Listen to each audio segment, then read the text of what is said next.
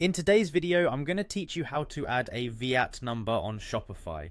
If you're operating a business selling digital goods in the EU, it's crucial to ensure you're charging the correct VAT to stay compliant with tax regulations. So let's walk through this process step by step. First, head over to your Shopify account by logging into your store's admin panel. From the homepage, we're going to navigate to an important area where all your store management and configuration magic happens. This is your main dashboard, your base of operations, where you can control everything from product listings to payment processes. Click on the Settings option located at the bottom left corner of your screen. Here you typically find a host of settings that allow you to customize your Shopify store experience, ranging from shipping preferences to account and bank details. Once you're in the settings section, look for the taxes and duties option.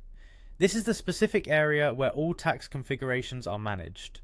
It's crucial to understand that this setup is key for ensuring your transactions are in line with legal obligations, especially if you're dealing with international customers. Selecting taxes and duties will bring up the tax configuration pane. This is where you'll be managing all aspects of how taxes are applied to products sold through your store. Now, to specify that you'd like to charge VAT, particularly for digital products, locate and click on the Charge VAT on Digital Goods option.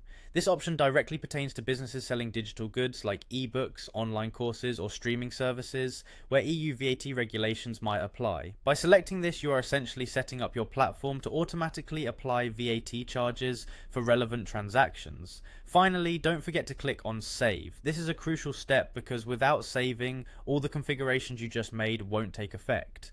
Saving locks in your changes and ensures that VAT is properly charged during future transactions. And there you have it, folks. Your VAT setup on Shopify should now be complete, ensuring that your business remains compliant with regional tax laws. Remember, staying up to date with legal requirements not only helps you avoid potential fines, but also builds trust with your customer base, knowing they can shop with confidence.